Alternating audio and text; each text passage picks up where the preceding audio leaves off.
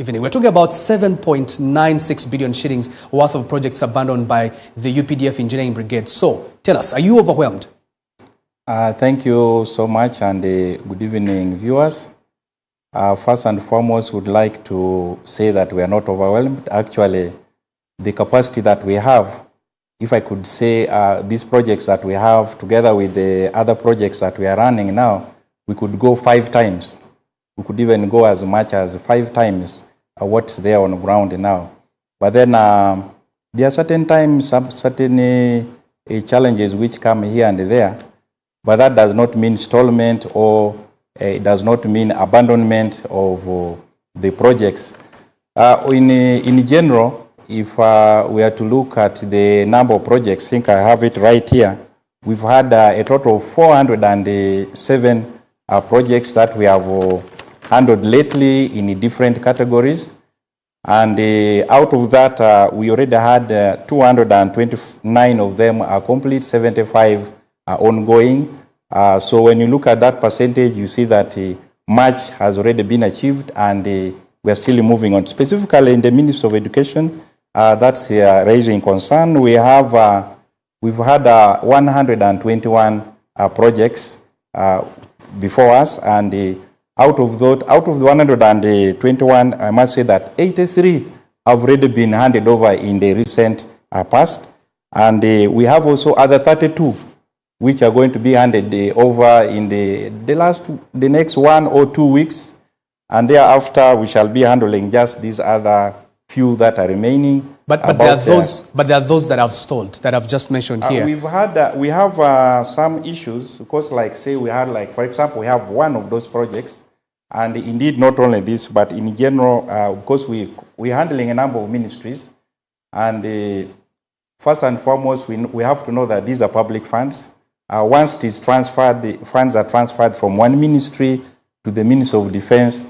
We don't just dash in and start using it. There's what we call accountability. These are taxpayers' money. So we have some issues, like of late we've just received some money that's from other ministries, but then they still have to go through MOUs. We have to go through Memorandum of Understanding. Oh, so you cannot begin on projects before No, you cannot begin in the projects before we go through the Memorandum of Understanding. But also, we have pending releases by clients. The clients are now the ministries, as many as 30. But then when you look at the total of 407, that's quite a small number, considering the fact that some of the projects are in phases. That's one thing that we have to know, is that some of the projects are in phases. So you find that what we are given to do, when we finish, like, say, that specific phase, it's not that we have abandoned the project. No. And saying that we are overwhelmed, the brigade is big. You remember Lugazi University, we bought it. Now that's a university of our own.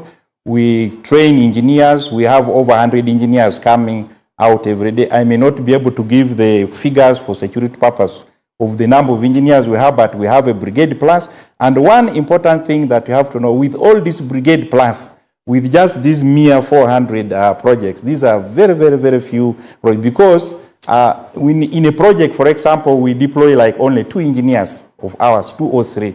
The rest we use the local labor. Right. We also use the local resources. Speak about. So in terms of issues of say we are overwhelmed, we are not overwhelmed. Actually, you need to give us more work. No, but from the north to the south now, from the east to the west, we don't have war. We need to do something. We need to engage in our constitutional mandate of contributing to development in our country. That's there in the constitution, one of the functions of the UPDF, and this is what we are doing. But as I told you, when funds are, for example, brought in phases, if, say, we have been given a contract to do, we do in that phase, and that phase is complete, we wait to go to the next phase. If I'm to filter through what you're saying, is that, one, you cannot begin on work before you sign MOUs, but no, 2, we cannot do that. You have ministries that have not released money to you, and therefore government has not released money to you, so you cannot start on the projects. But you're also scattered all over. You're building stadiums, you're into different ministries, you're onto the standard gauge railway. In terms of capacity, if you're to look at the kind of work that you're doing, and when the officials say that you probably could be overwhelmed, speak to us about the capacity. As I told you, we are actually, I could say, we are maybe underutilized. The capacity is big. We are capable of doing all this, and we are capable of doing far much more. If I'm to tell you now the number of engineers that we have in the UPDF, collectively, all the government institutions, what we have is far much more, maybe 3 or 4 times. So the capacity is there. But also one other thing that I wanted to bring to our attention of our people, there are certain projects, for example, that require importation of certain materials, like say more especially on the medical side and so on. Right. So like the theaters and so on, then we have to install it. So you may seem to think that it's delaying, but there are certain procedures. But also on the other hand, there are procedures of utilization of government funds. Okay. Yes. So 400 and out of the 407, we, as I told you, we see we are over. We are by in the next the next 2 or 3 weeks, we shall be having something maybe like just 100 projects. Let's get into FDC. The Forum for Democratic Change has found its deputy president for Central Uganda, Yusuf Nsabambi, guilty of breaching the party's code of ethics after meeting President Yoweri Museveni without official authorization. The verdict was delivered by a probe committee that convened 3 days ago to investigate the controversial meeting held at State House Entebbe. Regardless, the party set for mass recruitment drive.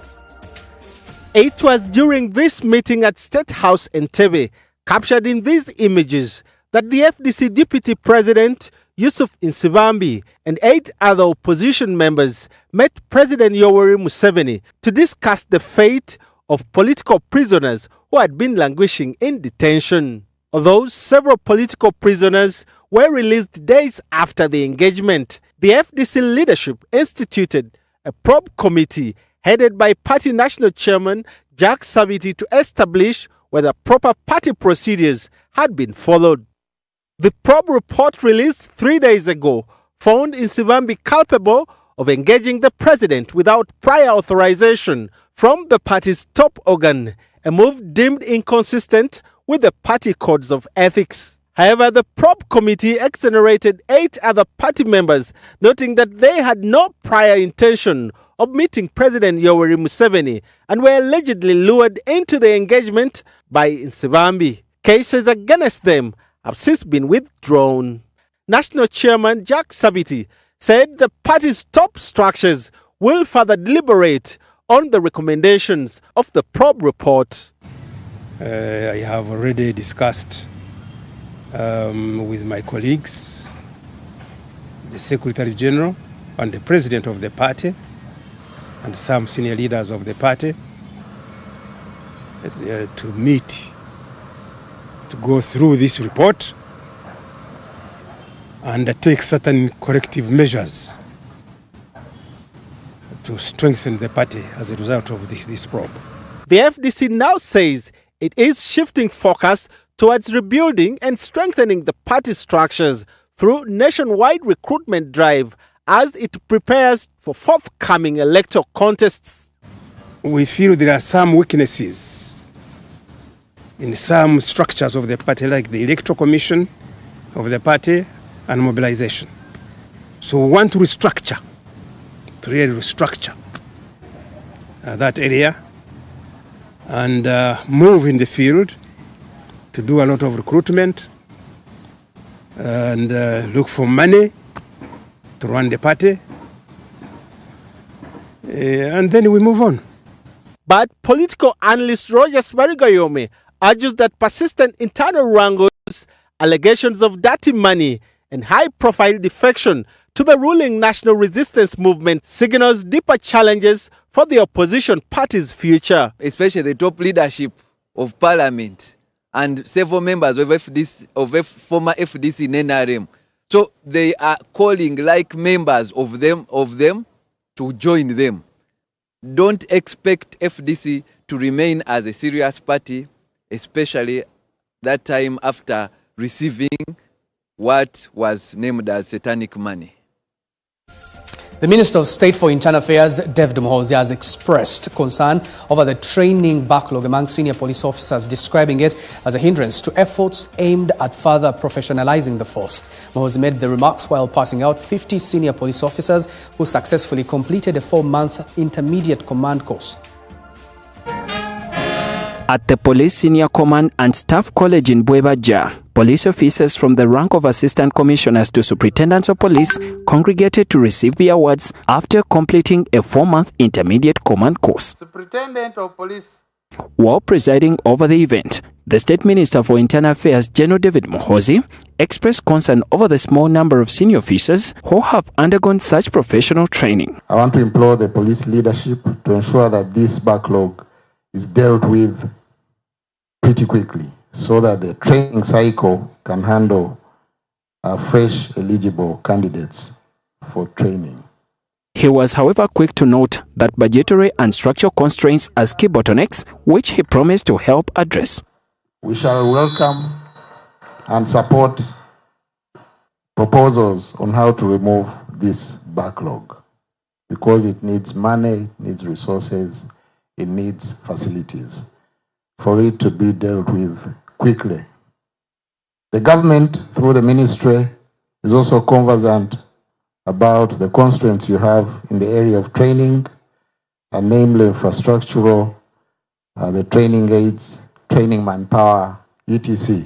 Muhoozi urged officers to use the knowledge acquired from the intermediate command course to demonstrate that they deserve enrollment for the 1-year senior command course that awaits them. Deputy Inspector General of Police James Ochaya, representing the Inspector General of Police, urged the graduates to uphold zero tolerance to corruption and abuse of authority.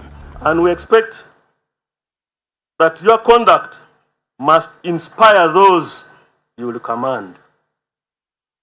You have been resourced and capacitated, and we expect that this training has given you some values so that when you go back, you exercise them. The race for speakership has intensified, with Dr. Florence Asimwe, the Masindi District Woman Representative, becoming the 6th candidate to join the race for speakership. But former Minister Professor Tarsis Kabwejire has lashed at contestants vying for the position of Speaker and Deputy Speaker for the 12th Parliament, saying that they should allow the party to exercise its norms of continuity. The heat in the speakership race intensifies every day, with the news of another aspirant seeking to unseat Anita Among from the Speaker's chair coming in often. The incumbent, Anita Among, has already made it clear that she has no intention of vacating the seat. However, this has not barred people such as Democratic Party President and Government Minister Norbert Mao from expressing interest, or Minister for Housing Persis Namuganza, who has also declared her candidacy along with others. Most of these individuals are closely associated with the NRM and the current government, which has put party leaders in a difficult position when deciding who should carry the party flag. NRM has to consolidate themselves, first of all, as an entity, as a party, sit as a party, and choose electively within their organs the next person who will be their mantle of choice for purpose of speakership. Beyond government connections, some of these candidates have strong regional backing. For example, Norbert Mao comes from northern Uganda, whereas some argue that speaker position belonged to their region before the late Jacob Olanya passed away. Persis Namuganza is said to have strong backing from Rebecca Kadaga and support from the Busoga sub-region. Meanwhile, Anita Among is a senior and influential figure within the NRM. All these factors complicate the decision-making process for NRM leaders regarding the next speaker. But the party should protect itself from these new intruders from these regions, because they are likely not to keep the interests of the party. However, the NRM party spokesperson Emmanuel Dombo has dismissed claims that regional considerations will influence the election, saying that Parliament elects leaders based on competence, not regional identity. The assessment of individuals is not tribal by members of Parliament or members of the NRM caucus. The assessment of individuals is contribution to the party, contribution to the nation, and the ability to bring the people of Uganda together. According to Dombo, the expectations are that candidates will present their capabilities and plans on how they will lead parliament rather than creating scenarios that suggest the contest is about regional divisions. In parliament, they go to conduct business of the house.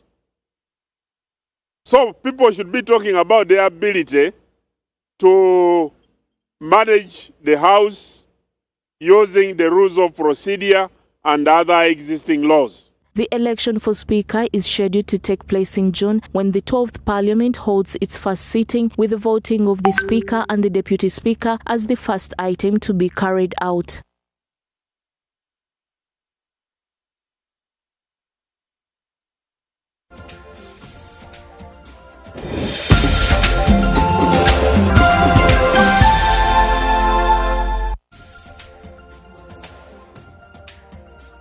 And feedback tonight, let's take a look at the question and your feedback. And that is, of course, using hashtag NBS Live at 9. Share your views on how best the government can build capacity of local construction firms without stalling projects. Hashtag NBS Live at 9.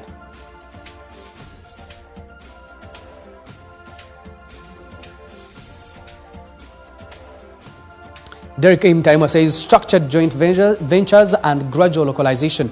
Instead of abruptly excluding foreign and large firms, governments can require joint ventures between international contractors and local firms. Franco Peterson says funding local investors and giving them appropriate guidelines.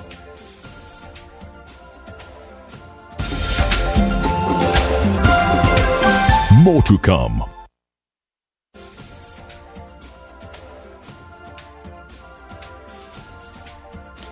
UNOC unveils plans to expand the ginger oil storage terminal from the current 30 million litres to 40 million litres. Now that story and much more are coming up here on NBS Live at 9.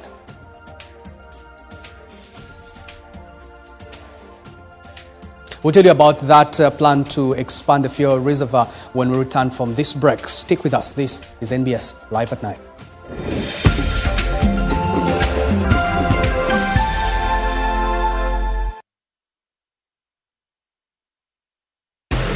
We're not made to be alone. It's baked deep into our DNA, driving us to connect. Because we know that when our tastes are as diverse as our world, the world becomes a magical place. And that when we experience life with each other, everything changes. As the world's #1 vodka, all we do is about that. From shaking up cocktails to a taste for everyone.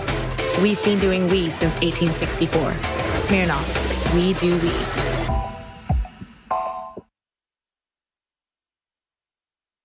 In today's world, opportunity is digital.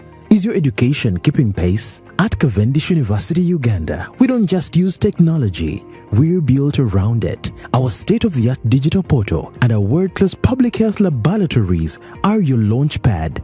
Because here, we focus on one outcome, your success. We equip you with in-demand digital skills, critical thinking, and real-world experience. We don't just award degrees, we prepare you for gainful employment and entrepreneurship globally. Enroll with Cavendish University Uganda this semester. Registration is ongoing. Cavendish University Uganda. Your success begins here. Are you planning an event or wedding? Join us at Nikan Resort Hotel, Uganda. Relaxing accommodation rooms, well-equipped conference halls and boardrooms.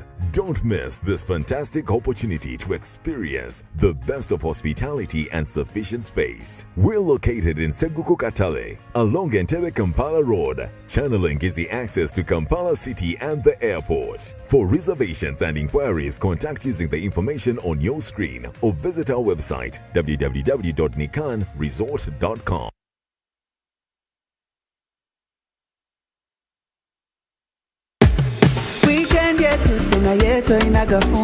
You got Glovo. You got Glovo. If you're having a celebration, you got Glovo. You can order what you want, you can get what you need. You got Glovo. You got it all. You got Glovo. Download the app, order with Glovo, track it minute by minute. until you receive it in minutes.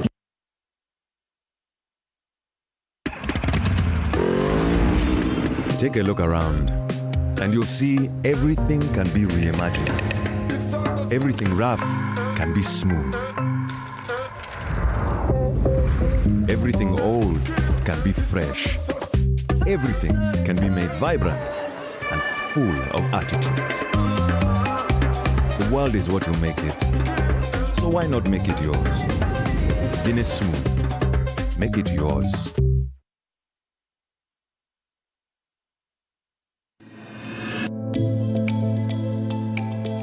I want to be an engineer. I want to be a chef. I want to be a mechanic. I want to be a musician. I want to be a basketballer. Twinbrook International School is a school where you will see people from around the world. It's diverse. You will have the opportunity to experience things you've never experienced before. We have highly skilled teachers and a comfortable environment that does not pressure but eases the minds of students to help them into their future careers. Our school integrates art, culture, history, language, and performing arts such as drama, music, and dance into the academic curriculum. Work smart, succeed. Twinbrook International School.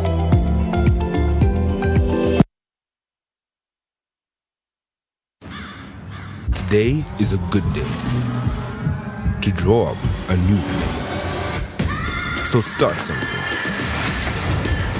Make your move and get in your groove.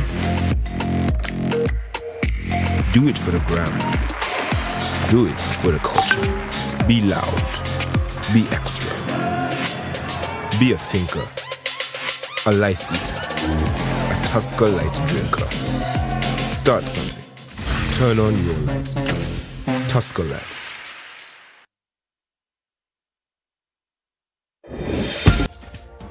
Welcome back. You're still tuned in to NBS Live at 9. Now, as tensions continue to rise over who will become the next Speaker of Parliament, political analysts have warned the ruling National Resistance Movement to handle the aspiring candidates carefully in order to avoid deepening divisions after the vote.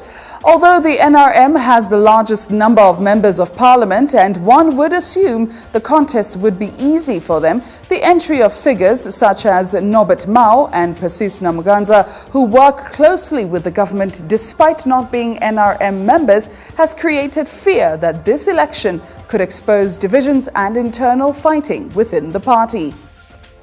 Questioned the movers trying to stand against the party's principles. I'm coming in to create transparency. We need a parliament that is transparent. The commission handles a lot of money on behalf of MPs. Unfortunately, there is lack of transparency showing how this money is spent. The latest is Florence Asimwe, who now joins the incumbent Anita Monk, Persis Namuganza, Norbert Mao, Lydia Wanyoto, and Alion Odria. Because for me, I'm not the kind of person you can shake and compromise and buy me off. You cannot do that. And I think there is also a tradition, second 2 terms, or whatever it is. If the current speaker has had 1 term, she can have a 2nd term. And if you also interfere with that continuity, then you are negating what has she done that she must be discarded. The rules and procedures of the Parliament of Uganda. Not to waste a lot of your time, we need to understand what the rules are all about. Processes of this House must be open, fair, and guided strictly by the rules of procedure and the Constitution. I'm worried about how this last card or master card will be played in terms of management of the financial resources of the 12th Parliament.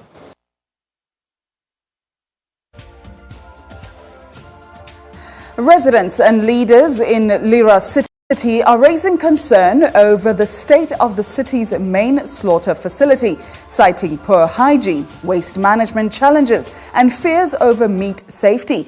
At the facility, the compound is littered with waste, including blood, as animals are slaughtered on a bare ground before being skinned and transported on motorbikes.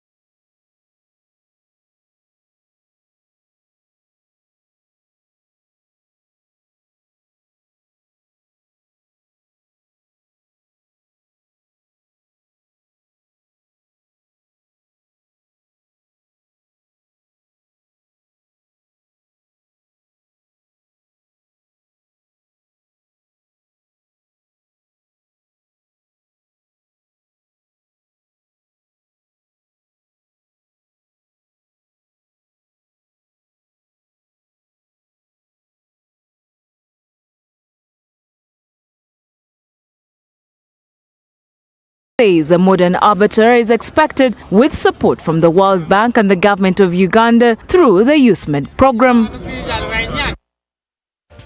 Now moving on from that, the Uganda National Oil Company has unveiled plans to expand the ginger oil storage terminal from its current 30 million litres to 40 million litres as part of a broader effort to strengthen the country's fuel reserves. The project will be running concurrently with construction of the new 320 million litre project. The ginger oil terminal, with a capacity of 30 million litres, constructed during the Idi Amin regime, remains Uganda's largest oil storage terminal. However, due to increased national fuel demand, government is moving to boost its capacity to 40 million litres, while also constructing a new oil terminal in PG district to serve the greater Kampala area. The proposed Kampala oil terminal will have a storage capacity of 320 million litres, significantly enhancing Uganda's strategic petroleum reserves. To ensure greater local participation in these projects, UNOC has organized a supplier development engagement in ginger, targeting Ugandan investors and contractors. Speaking at the engagement, UNOC's Chief Operating Officer, Samantha Mwezi, emphasized the importance of local content in the oil and gas sector. Fantastic experience on our Telenga and Kingfisher projects, as well as the East African crude oil pipeline, where an enormous amount of Ugandans have been employed. We have 87% of Ugandans employed across those projects, totaling a number of 16,000 and above. We have Ugandan companies who have participated and been paid over $2.2 billion on those projects. And we're keen as we move into our downstream operations here in Ginger City. UNOC officials say the initiative is aimed at preparing local companies to competitively participate in the expanding oil and gas value chain. Peter Bintu, the head of national content at UNOC, highlighted key investment opportunities including civil engineering works, supply of construction materials, logistics and supply chain services, as well as accommodation and hospitality. As you execute this project, you build your capacity as well to be able to tap into even much bigger projects. In the years to come, we are going to be able to construct a refinery project. So we are hoping that the expertise that will be built as we develop the storage terminals will be leveraged to even tap into the upcoming refinery opportunities. He said participation in the oil storage projects will position local farms to benefit from even larger upcoming ventures, including the planned construction of Uganda's oil refinery. In partnership with our joint venture partners is to support Ugandan companies to build their capacity. There's an industry enhancement center and other partners like the Stanbic Business Incubator where we work collaboratively to support Ugandan companies to become internationally certified, get ISO certification so that they can be more prepared to participate in this project. But another key challenge that has also impacted Ugandan participation has been around the cost of financing. And for this initiative, the government is putting together a national content fund, which will enable contractors in the oil and gas sector to access affordable financing to execute projects.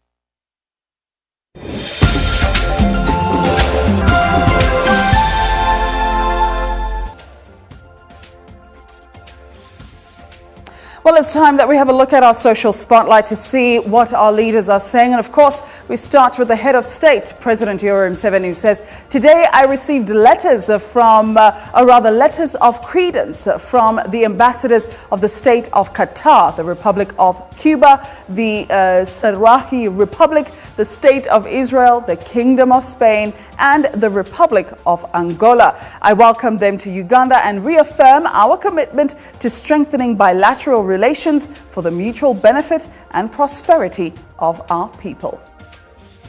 Dr. Nelson Musoba says big moves for Uganda's health as USA ambassador to Uganda met with Ministry of Health, AIDS Commission to roll out the new $2.3 billion government MOU. The 5-year investment under the Global Health Strategy is to support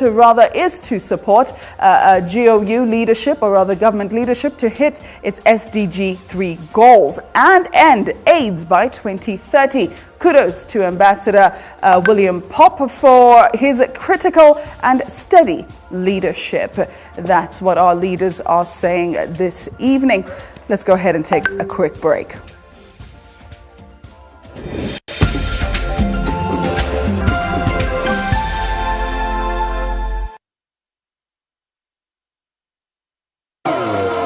New Tusker Premium Cider.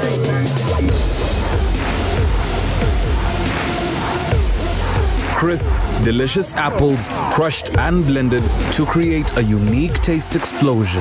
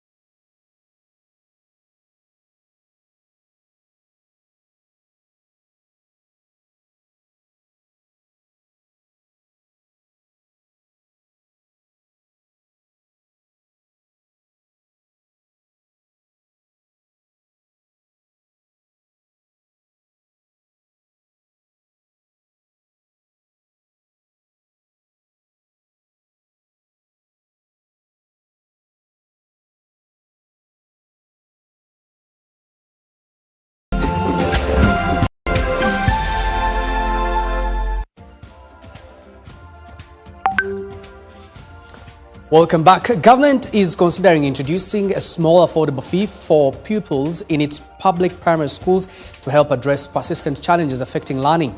According to State Minister for Primary Education, Joyce Muriku-Kaduchu, consultations will be held with all stakeholders to ensure that any agreed contribution remains manageable for parents to support essentials such as meals and other basic school needs.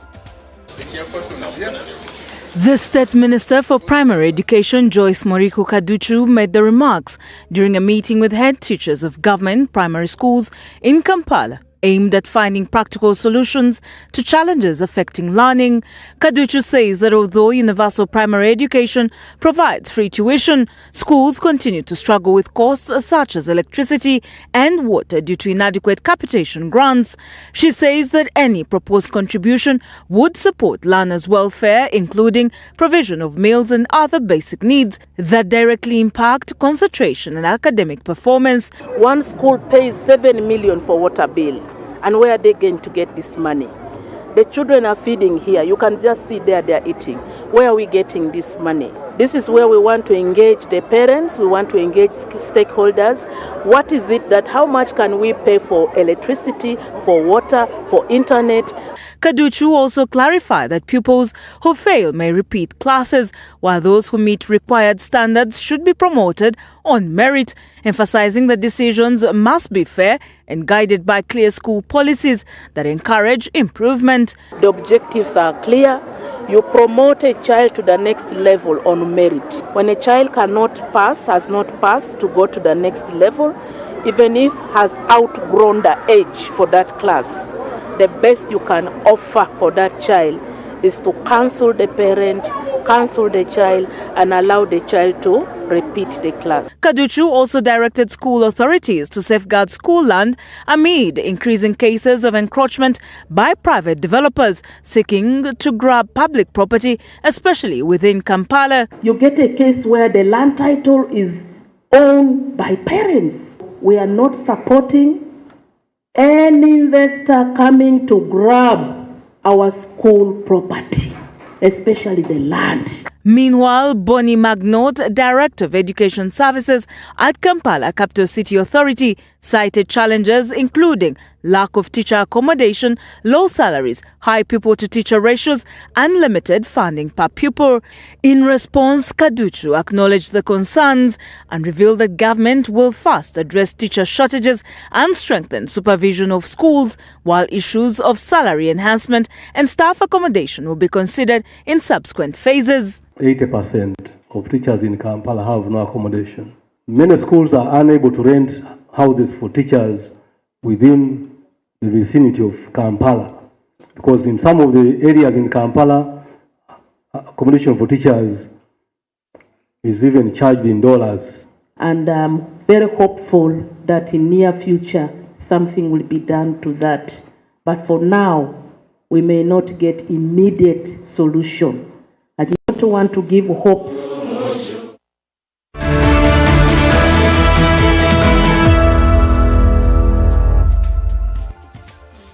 Kampala has a total of 79 government primary schools across its 5 divisions, and these are as follows. We're also going to see how much money was allocated to these schools and what was spent on in terms of the spending. So government primary schools in Kampala in total, they are 79, and they are divided as follows. We have Lubaga that has 19, we have Nakawa that has 18, 17 come from Makindye, and Kampala Central has about 13, and Kawempe also has 13. Those are the government schools just in the area of Kampala.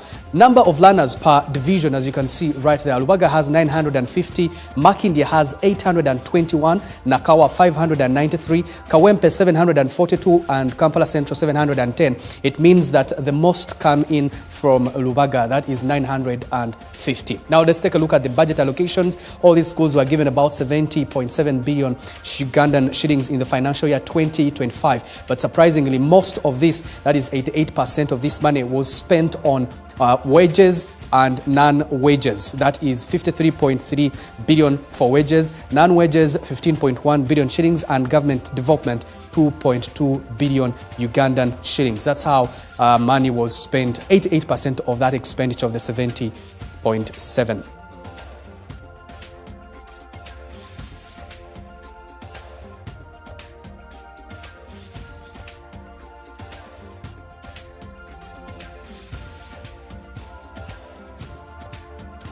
At least 820 health professionals have been released into Uganda's medical workforce following the graduation ceremony of Finn's Medical School in Fort Portal. The colourful event saw a strong female majority as leaders urged the graduates to embrace ethics, innovation and continuous learning in a competitive health sector. A total of 820 students graduated with certificates, diplomas and degrees in various medical disciplines, including midwifery, nursing, orthopedic medicine, and other health-related programs. Out of the 820 graduates, 564 were female, representing 69% of the class, while 256 were male, accounting for 31%. The University Chancellor, Dr. Charles Oralo, congratulated the graduates but cautioned them against excessive celebration.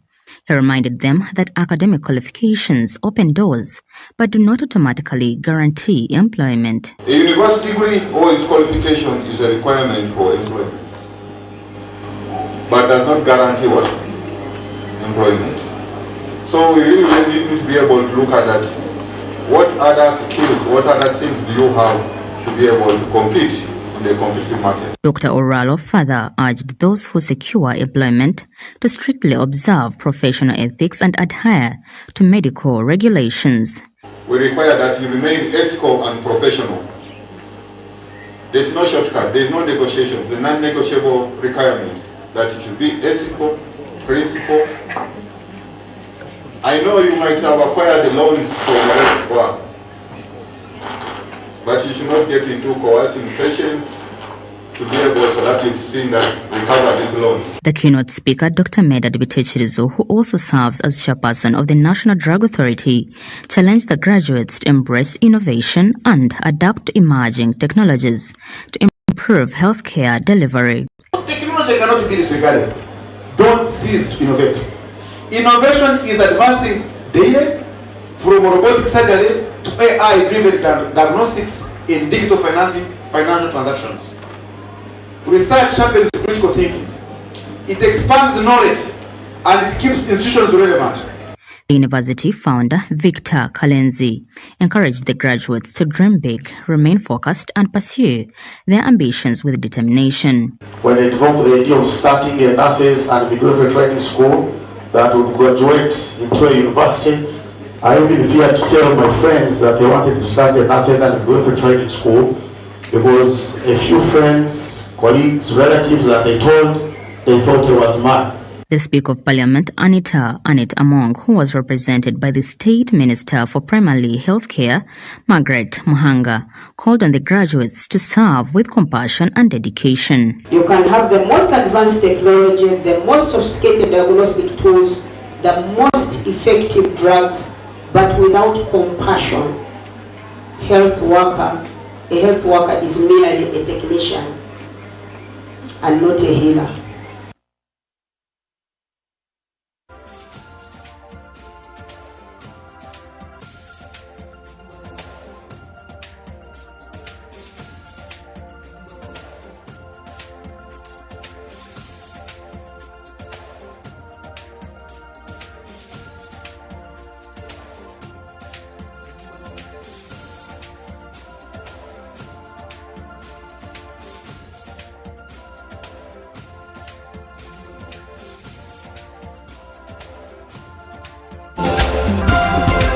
Business Pulse.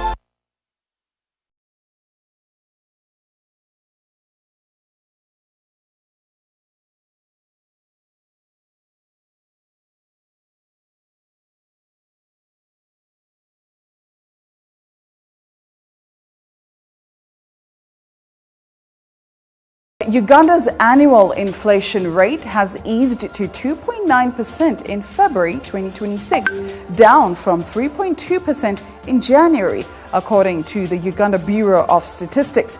Officials at UBOS say the modest decline signals a gradual slowdown in the pace at which consumer prices are rising, offering some relief to households and businesses navigating cost pressures.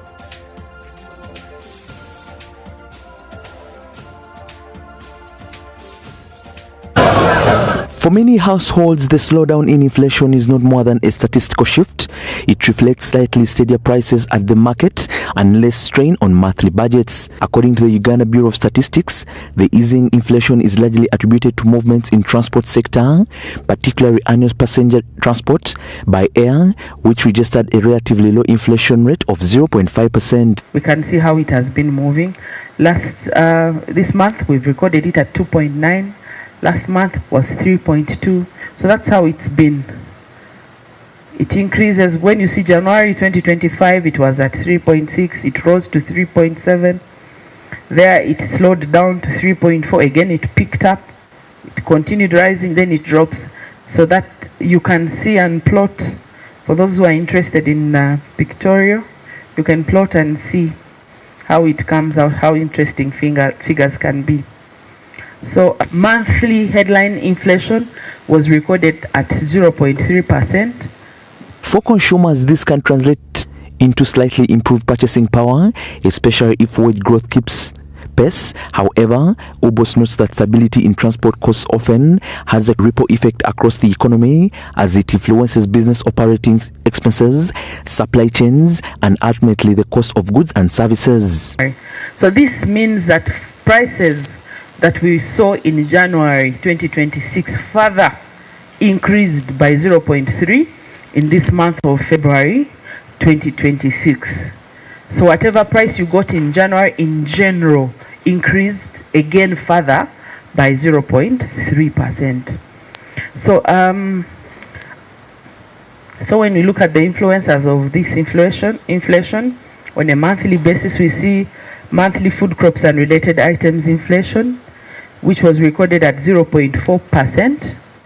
So that means there was an increase in February of 0.4, while in January we saw a drop of prices of 0.7%.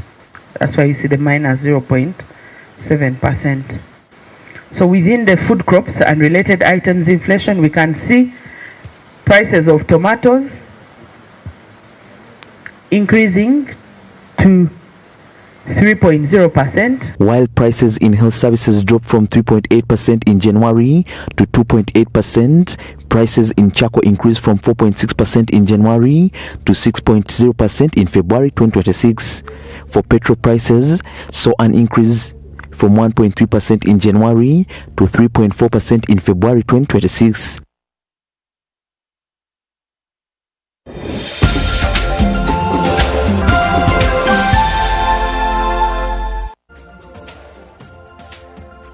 Well, let's have a look again at those numbers at the Securities Exchange today. By close of today, Kenya Airways saw a rise of about 22.88%. The shares were selling at 159.59 by close of day. Stanbic Bank Uganda was up 3.17%. The shares were selling at 78 shillings of there, while East African Breweries Limited was up 2.79% from the previous trade, and the shares were going for 2,134.35. Looking there at Umeme and NVL, they were down 7.56% and down 0.67%, selling at 130 shillings and 147 shillings respectively. Those are our stocks.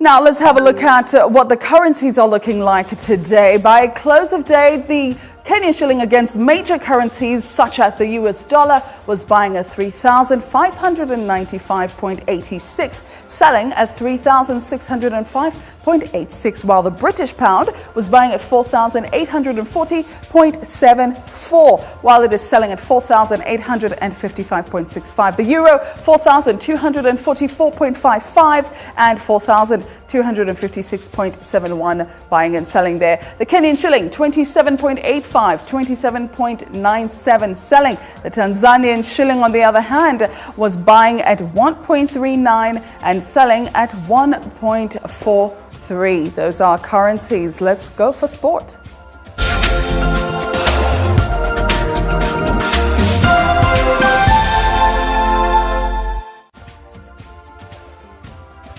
President Yoweri Museveni has contributed 3 billion shillings towards the completion of the Cancer Treatment Centre at Nsambia Hospital.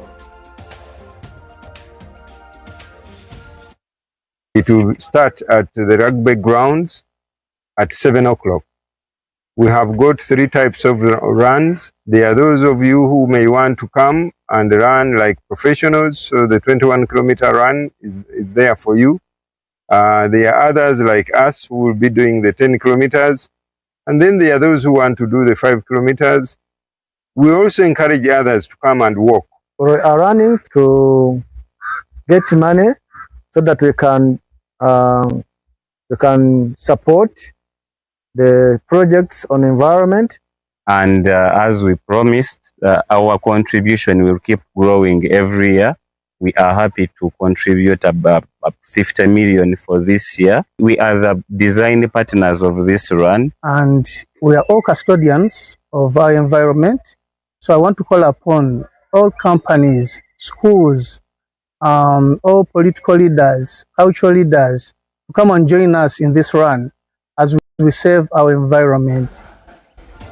Mercy Nyachama will take a 2-shot lead in the final round of the MTN Entebbe Ladies Open 2026 after carding a second round that moved her to 149, 7 over par at Entebbe Club. The Kenyan sits at the top of the gross amateur ladies leaderboard after 36 holes, tightening her grip on the championship heading into tomorrow's decider. 2024 champion Peace Kabasweka is tied for second on 151, 9 over par, alongside Tanzania's Neema Olomi, while Martha Babirie dropped to fourth on 155, 13 over par. Today we came very excited and the fairways were amazing. They are nicely cut. The greens are nicely cut. Even the holes are nicely trimmed, but the pin placement was a challenge. Nonetheless, we have gone through it. So tomorrow we shall come back, showcase ourselves, showcase our game, and we continue. We thank you, MTN, for sponsoring this, and we will always be excited and participate in this tournament. This is my first time, my very first time to be part of the Ladies Open, and I'm so excited. So I appreciate NBS in particular. Thank you for this opportunity. The course is as usual, the greens, though some greens were slow because I Environmentalists, religious leaders and Rotarians have partnered for the 4th edition of the Run for the Nile, organized by Rotary Club of Ginger in partnership with Next Media.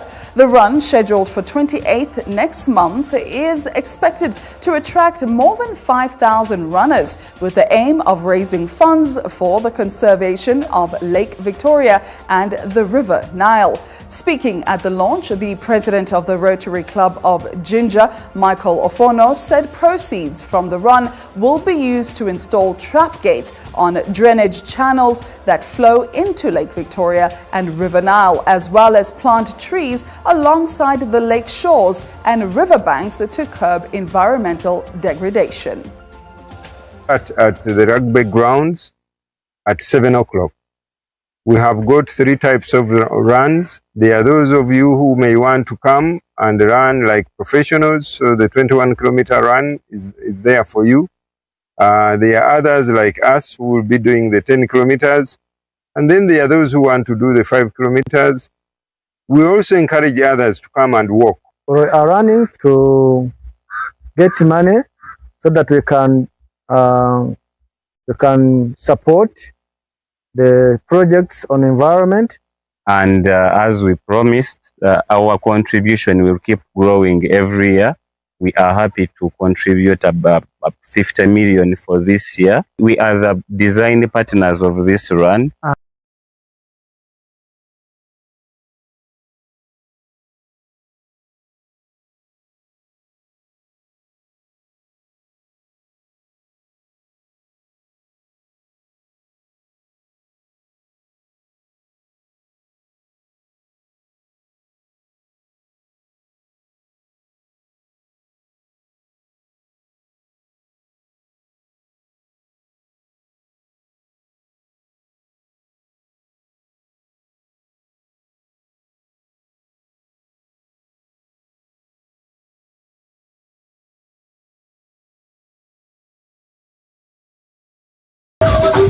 The presidential contribution was announced by the Speaker of Parliament, Anita Among, during the launch of the 15th edition of the Cancer Run, scheduled for 30th of August 2026. This gentleman is going to wire you from the President, Yoweri Kaguta Museveni, 3 billion shillings. And this is not the last time we are contributing.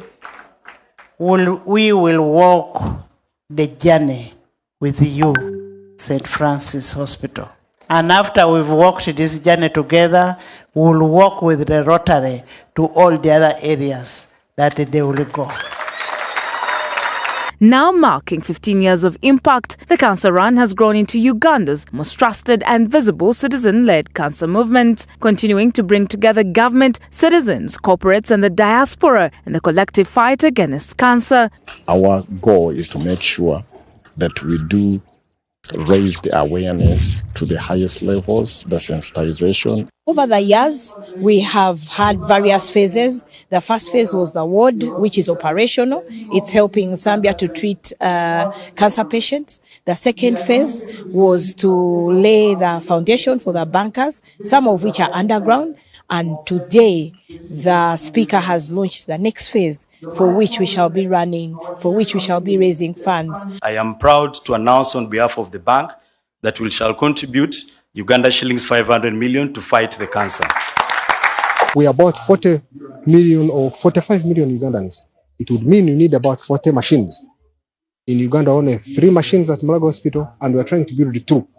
So we're calling up all Ugandans to get involved in this campaign. We raise enough money, we build a one-stop center at Nsambi Hospital, and we can fight cancer in our country instead of all the time you have a diagnosis, you have to fly to other countries. Under the theme Gwanga Muje, this year's Cancer Run is targeting to raise 5 billion Uganda shillings to complete the construction of a cancer treatment center at Nsambi Hospital, with an expected participation of 100,000 runners.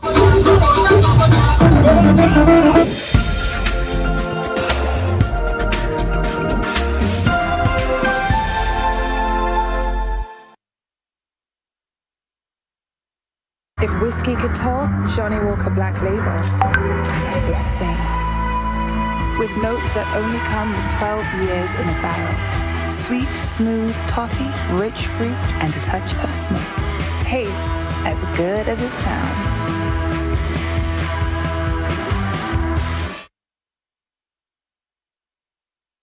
Hey travelers, are you a family gearing up for that big vacation, a hustler working abroad coming home, or your squad chasing sunsets and passport stamps? It's time you lock in. Say goodbye to long airport queues, shocking roaming bills, and the stress of hunting for local SIM cards, because now you can travel like a local. Stay connected in over 180 countries. Just scan, tap, and boom! Instant data the moment you reach your destination. Get your Rogue Travel eSIM today at travel.roguetelcom.co.ug. Contact us on 020-500-123.